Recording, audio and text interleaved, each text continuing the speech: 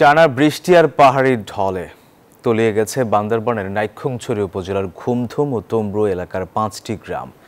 এতে পানিবন্দী হয়ে পড়া সহ সীমান্ত এলাকার কয়েক হাজার মানুষ। এছাড়াও রাস্তাঘাট পানিতে তলিয়ে যাওয়ায় বন্ধ হয়ে পড়েছে অভ্যন্তরীণ সড়ক যোগাযোগ। বান্দরবান প্রতিনিধি রতন কুমারদের পাঠানো তথ্য ছবিতে ডেস্ক রিপোর্ট। গত 2 দিনের টানা বর্ষণ ও পাহাড়ি ঢলে প্লাবিত হয়েছে বান্দরবানের নাইক্ষ্যংছড়ির ঘুমধুম ও তমরুর বিস্তীর্ণ এলাকা। এতে পানিবন্দী হয়ে পড়েছেন সীমান্তবর্তী 5 গ্রামের কয়েক হাজার বাসিন্দা। শুধু তাই নয়, রাস্তাঘাট পানিতে তলিয়ে যাওয়ায় বন্ধ হয়ে পড়ে অভ্যন্তরীণ সড়ক যোগাযোগ ব্যবস্থা।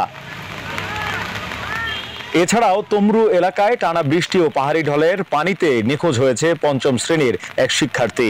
বন্যার পানিতে ঘরবাড়ি ও রাস্তাঘাট তলিয়ে যাওয়ায় দুর্ভোগ পোহাতে হচ্ছে পানিবন্দী বাসিন্দাদের। পাহাড় কাটা আর নতুন সড়ক নির্মাণের কারণে আর লাফ নদীর পানির জোয়ারের পানির কারণে বেরোতে না পারার কারণে পানি আসলে পানিবন্দী আছে কয়েকটি গ্রাম। আমরা আতঙ্কের মধ্যে আছি, কারণ রাস্তার মধ্যে বড় বড় গর্ত, কোনখানে কিভাবে পানির স্রোতের কারণে আমরা দেখতেছি না। আজিয়া 2-3 দিন 4 দিন ধরে জ্বরের মাঝে এই 2-3 দফা করি আর ফায়ার গলা আমি গিয়ে গাছ গোছালা সহ এই বাড়িও আইবার ফতন মাজা আছে। বন্যা কবলিত বাসিন্দাদের ত্রাণ সহায়তা প্রদান ও নিরাপদে সরিয়ে নিতে কাজ চলছে বলে জানান উপজেলা নির্বাহী অফিসার। আমরা পুরো জায়গাটা ভিজিট করে আসছি।